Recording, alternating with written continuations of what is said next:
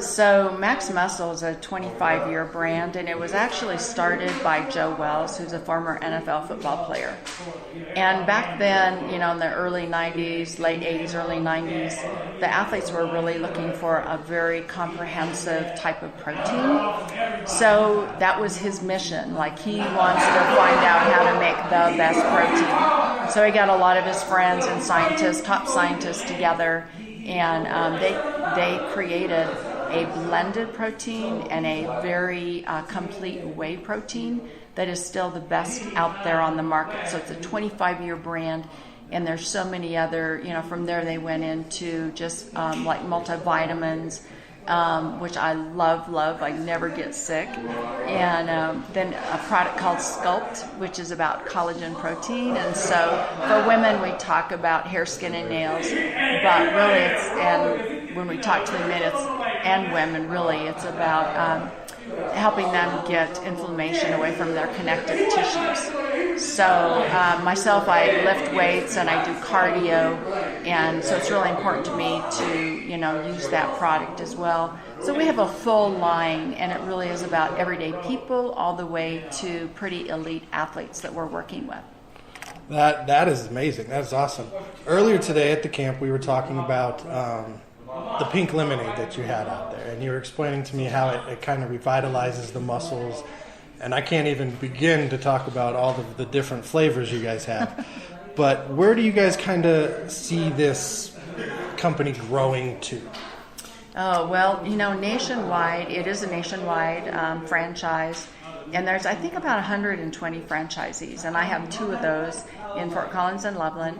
And so my vision is really to continue to expand into the Loveland and Fort Collins markets because of the different demographics that it has, but also to bring in a lot of conversations about that healthy lifestyle. So my vision is really a very big vision, that we work with people like the Colorado Eagles hockey team, we work with the Eagles Chicks, we've done a little work with the Denver Dream ladies lingerie football team, and all the way to national type bodybuilders, all the way to people like myself who are just, fitness people. And actually, Kyle, we have had several couples come in that are engaged and they want to get fit before they get married because they're going to be married on the beach or something. So we have a lot of love stories going on. And so for myself as a single person, I really, I love that piece. The other piece I really love are families and how hard families are working and just helping them have more energy in their life. So my passion is getting people to live in their peak for success, and that starts with great nutrition. I want 100% into your body so you can just meet those challenges every day. Definitely. We all have challenges we have to meet. Now, you were one of the major sponsors of the Circle of Stars Academy football and cheerleader camp that took place today. And I noticed you had a pamphlet out there. This seems to health can be attributed to the youth as well and teenagers. Tell us a little bit about why you got involved with Circle of Stars and what kind of health tips that you had for the youth. So I'm a mom. I have 2 daughters, and they have families now. In my young adult life, I was a coach, and so helping kids and athletes really develop their strength is really important to me. And so I wanted to get involved with Circle of Stars. They're 4 to 14, but that's really where good, healthy habits start. That's where we should be starting, and it's always food first. And help these kids put good food in their bodies. Let's get rid of a lot of the sugar that's going on, or the processed foods. Let's try to eat, more clean, and just try to put more vitamins and minerals into our youthful bodies of our kids, to just help them with their life too. They have school, they have stresses of their own, and I just think it's a great way to have a healthy lifestyle, even at a very young age. Very true. Those are habits that start early and can change your whole life moving forward. Do you plan on continuing your partnership with Circle of Stars? Oh, I would love to. I was so impressed by the gentleman that came out, and even the Broncos cheerleaders, the former NFL football players. You can tell that they really have a passion for kids, and I'm into genuine and honest types of activities. I was just so impressed by the passion that everybody had today to help these kids and just really help them with their thoughts and their physical activity too, and their movement. I think that's really important as athletes, that we're helping them develop their strength and their movement in the right manner, and then contribute it to, hey, let's think about your life a little bit and think about your nutrition. So I would love to continue that sponsorship with the Circle of Stars. I'm impressed that Eric Anderson has done this for 25 years, and you can see the passion that he has for kids as well. So, Kyle, even seeing you out there on the field, that was so fun. We were taking pictures of each other. Yep. So, Cyn, I just have to say thank you very much for everything you're doing. It's great that you're giving back and helping people, especially the kids. The nutrition part in this day and age is huge. All I can say is if there's anything I need to do, if anything Real Deal Sports Talk can do for you, let us know. We're there for you. And thank you for your time. Hey, thanks so much, Kyle. And to the listeners out there, Kyle's awesome. So stay tuned. So that was my conversation with Cyn. She is a great lady, wonderful host, very, very generous sponsor. And as you guys can tell, my great listeners, this is a two-part show. We don't have very many two-part shows here at Real Deal Sports Talk with KP, but that's how important Circle of Stars is to me. That's how important my conversations with these individuals are to what we have going on, to what I have going on here at Real Deal Sports Talk with KP. When I hear stories about people giving back and helping kids and it involves sports, and I can somehow be a part of that, and I can somehow facilitate or use my platform to help, I'm going to do that every day of the week, all 24/7, 365. Let's keep it 100 when we talk about the kids, because that's what it's about. That's why we are so divided and we want to fight with everything that's going on right now, is because all individually we're worried about our own individual kids. We want it to be the best way we think so that the kids can have the future. Well, Circle of Stars and Circle Stars Academy, they are doing that. Eric Anderson, individuals like Eric Anderson and Josh Davis and DJ Jones and Tyrone Hughes, Tony Veland, James Kite, Cyn French, Troy Dumas, Eric Rice, Mariah Burke, Ashley Sample. These are people that are out there doing it. They're out there making sure that your kids, that our future is going to be bright. Not just athletically. Yes, this is an athletic camp. But guess what? You learn lessons that you take off the field from this camp. You learn to listen. You learn to do some things that maybe you didn't know you could do, or you do things that you didn't want to do, but that's what's asked of you. You learn respect, responsibility. And again, like I've said on the show many a times, we could go over that over and over and over and over. Now, since this is a two-part show, both segments will be posted on the website, realdealsportstalkwithkp.com. You can go check out the new sections of the webpage for Circle of Stars. You can reach out to Circle of Stars. You can reach out to me. We're working on some stuff to try and get information up on the website for Cyn French and Max Muscle.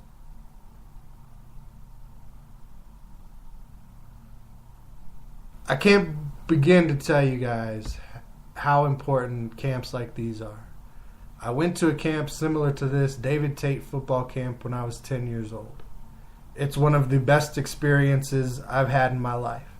In fact, over my right shoulder right now, up on my wall, is the football from that camp that I had signed by all of the coaches at that camp. Barry Sanders, Mickey Pruitt, Steve Atwater, Mike Pritchard, Mark Jackson, John Embry. Barry Sanders changed my life. I became a Lions fan. Here I am 27, 28 years later, still repping my squad. I became a fan of his, became a fan of the team. Loyalty is one of those things you learn from sports. Probably broke my dad's heart when I came home and said, hey, I'm a Lions fan now. I need a Lions hat.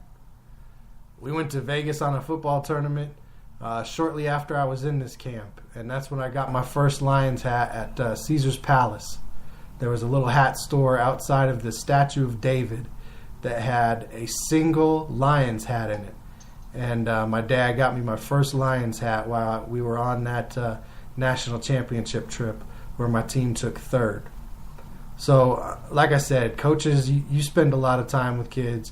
You affect kids. You change the way kids look at the world. Don't come into it thinking you know everything. Continue to learn. Continue to talk to your colleagues. Learn from the kids. Because none of us know everything. And like DJ said, we all continue to learn from each other. So great experience with the Circle of Stars football camp and cheerleading camp this weekend. Second annual in Fort Collins. 25 years running for Eric Anderson and Mickey Joseph doing this camp. Now, I'd love to get Mickey on the show. I'd love to get Mickey's brother on the show. I'd love to get Alman and Josh on the show. And who knows, maybe that'll happen. Maybe we can get Cyn on the show in the future as well and talk to her some more.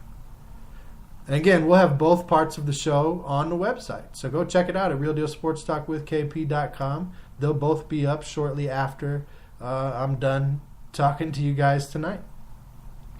Now we're going to move on into some other sports things that were happening today specifically. The World Cup's been going on, and I don't know if you guys watched the games today, but Brazil took out Mexico, and some unbelievable way, Belgium came back from 2 down to win the game 3-2 over Japan. And I'm thinking, thank goodness it's Japan and not one of these South American or Latin American teams where the fans like to go and kill you for screwing up. Because that comeback by Belgium, that was something else. That was amazing to see. You don't see that in football, in soccer. You don't see it. Not a comeback like that, not on this stage.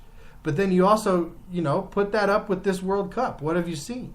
You've seen 2 games yesterday that came to penalty kicks. You've seen draws. You've seen, all kinds of unbelievable stuff. Upsets. Whoever wins the World Cup this year either hasn't won one in a very long time or could be their very first time. Brazil seems like maybe they're the best team left, but that has meant not very much so far, especially in the knockout round. Uruguay gets past Portugal 2-1. France beats up Argentina 4-3. So we got no Messi, we got no Ronaldo. Brazil gets past Mexico 2-0. Belgium jumps out of nowhere to beat Japan 3-2. We've got Spain and Russia, Croatia, Denmark, Sweden, Switzerland, and Colombia, England still to come. Well, Croatia actually, no, they passed Denmark. They beat Denmark the other day in penalty kicks. That was one of the penalty kick games. And then Russia got past Spain, in penalty kicks. So we got Sweden, Switzerland, Colombia, England still to come. And, unbelievable World Cup right now. Unbelievable. Russia, huge upset to get past Spain. Unbelievable. Great soccer so far. And we even saw Neymar for Brazil, what looked like break his leg. Unbelievable amount of pain. And come back on the field and play through it. It seems like all of us need to learn how to be tough from soccer players, or they just need to learn how to stop flopping around so much. Other big news, NBA free agency has begun. LA BRon is a Laker. That's the big story. Chris Paul's not a Laker. He signed with the Rockets. Paul George is not a Laker. He re-signed with OKC. Does that now mean they try and ship Carmelo Anthony out of town? Does one of the banana boat guys end up in LA with LeBron? Probably not. I don't see it happening. I could see OKC potentially trade Carmelo away. But why not keep him for a year, have your big 3, see if you can get a couple pieces, and make another run. Now you know each other better. We'll see. We'll see what the Thunder can do there. So those 2 big free agents aren't coming. The Spurs say they're not trading Kawhi, and if they do, it's going to be for a king's ransom. Well, the king wants Kawhi. Kawhi wants to be with the king. They both want to be in LA. Who's in LA with LeBron? JaVale McGee, Golden State Warrior, 2-time champion. Lance Stevenson, he's coming over. Probably going to be a defensive guy. Maybe these are guys that they're bringing in to use as trades to other teams.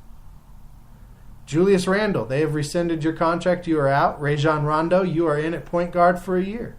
You're going to be our distributor. You're going to be our playmaker. You're going to be the guy who comes in and slows the game down when it needs to be slowed down so we can control the clock. You're going to play defense. You're going to get steals. You're going to get assists. Then again, Rondo's been signed and traded before. LeBron's new coach, Luke Walton, drafted in the same draft as LeBron. How funny is that? LeBron's the number 1 pick. Luke Walton was like 32, I want to say. And now he's LeBron's coach. So who's going to have the power there? Everybody said LeBron coached in Cleveland with Tyronn Lue. So now you've got Luke Walton, who's the same age as LeBron, drafted later, doesn't have the same basketball IQ. Good in his own right, don't get me wrong. He wouldn't have got the head coaching job of a franchise like the Lakers if he wasn't able to go out there and do his thing. But now who has the power on that team? Is it going to be a Luke Walton or is it going to be LeBron James? You're going to hear these storylines throughout the season. Does LeBron find out a way to get rid of Lonzo Ball, or does he put up with LeVar Ball's mouth? Can they get a DeMarcus Cousins and a Kawhi Leonard to come round that team out for this year? Are there pieces that they're looking for next year? Like, okay, we don't get Kawhi this year. We're going to get him next year. He's already stated that to everybody. I'm not re-signing with anybody. I'm going to LA. Now, there's teams out there that are going to try, and if they're trading with the Spurs for what they're asking for, potentially 3 first-round picks and 2 players, they're going to want Kawhi to re-sign. Either that or it's going to be a team that feels like he's the piece to help them win a championship this season. So they'll risk it trying to win it this year with the possibility that maybe he resigns because he won, and or, okay, we've won one, now we can get other guys to come in the free agent heavy class of 2019 where Jimmy Butler and Klay Thompson and some of these other guys are going to be. I can't wait to see. I think DeMarcus Cousins should end up in LA. I think that would be a great fit for his career. Now we're hearing reports that maybe he goes to Washington. Okay, that'd be great too. Go play with John Wall, your former teammate from Kentucky. Mix it up in the East. See if you can get up there with a Toronto, with a Boston. So how many more moves can the LA Lakers make this offseason? How much more rebuilding do they do? And how many more moves do they make next offseason? Because as we've heard, Magic Johnson said, don't judge me just on this summer. After next summer, go ahead and judge me. Now, he got his star player, so he's not quitting. He's not retiring. He's not walking away. He's got a nice young core, even if they don't trade anybody away to bring in a Kawhi this year. They can win some games. They can easily be the 3 or 4 seed just with the addition of LeBron. Now, I expect more moves to be made. I expect Magic Johnson to do more wheeling and dealing. And it's going to be exciting. I like to see supreme talent. We've talked about this. I don't call them super teams. They're good teams. The conference's power struggle has flopped back and forth. East is good. West is good. East is good. Right now, West has been on top for a while. East, you got the Celtics. You got the Raptors. Milwaukee's feeling strong. And who knows who else can come up. Philly's in there. Philly's got that young group. J.J. Redick re-signed. So on Thursday, I got a road trip on Thursday. I'm heading down to Tulsa with my wife and my daughter so they can see their family that lives down there. I'm going to go see Black Wall Street. It's something I'm really looking forward to. Thursday night, I'll give you some more free agency news. We'll catch up on the World Cup when I get to the hotel. And until next time, everybody, you know how we do. Just keep it real.